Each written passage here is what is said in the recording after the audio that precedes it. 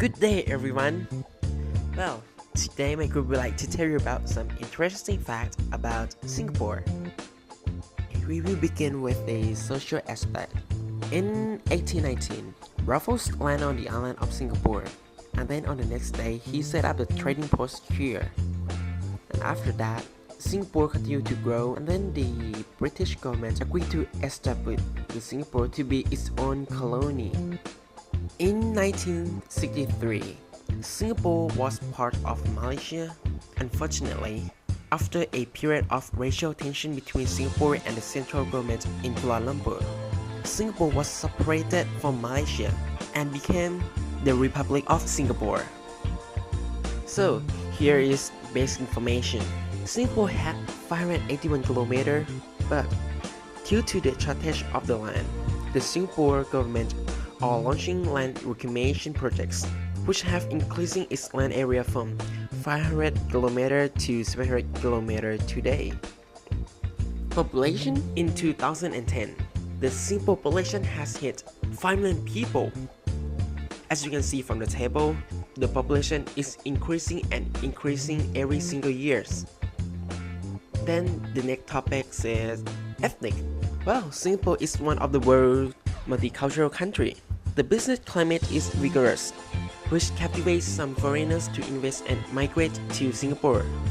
Well, you can see from the chart. Language in Singapore. There are 4 official languages in Singapore, which are English, Chinese, Bahasa Malaysia, and Tamil.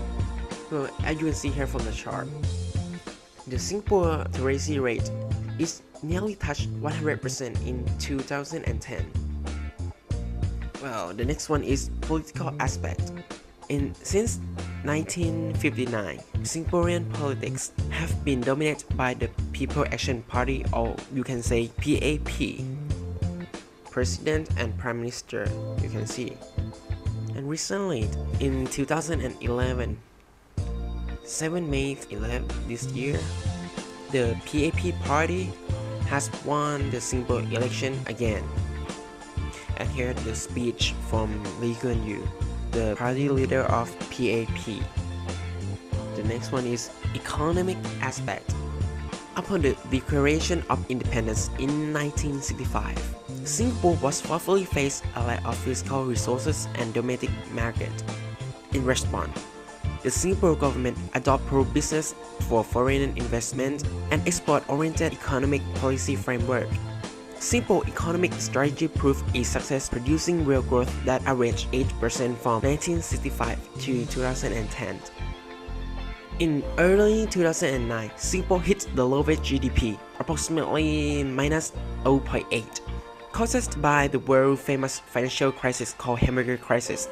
And after that, Singapore showed its acute performance in later quarters, and its GDP grew to 14.5%. You can see here, the Singapore GDP.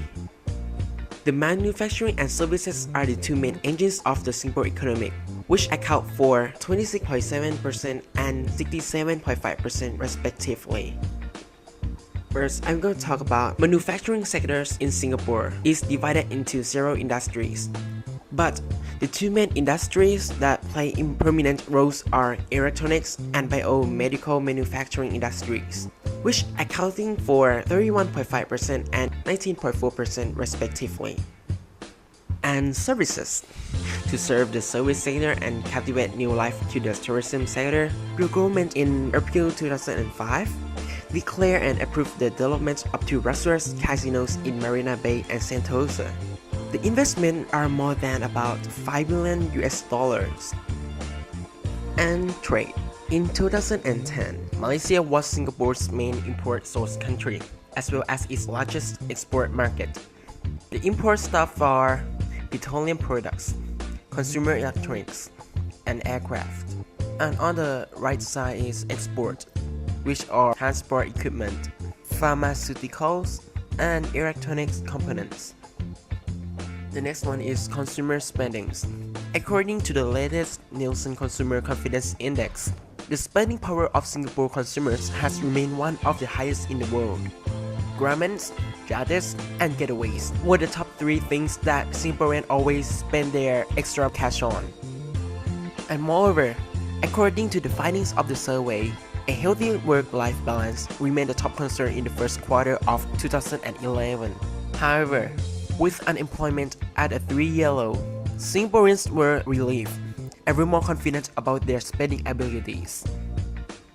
In conclusion, I will combine all three aspects, as healthy work balance concerns seem to put Singapore's economy behind the 8th ball. The government had acutely encouraged it by strong economic expansion. This led to the increasing demand in workers, and unemployment rate fell into the lowest record, account for 1.9%. Moreover, the government has subsidized an enormous budget on training workers so that they could get good jobs. To get the Singapore's workforce become future ready and skillful, it's crucial that productivity is improved in every industry.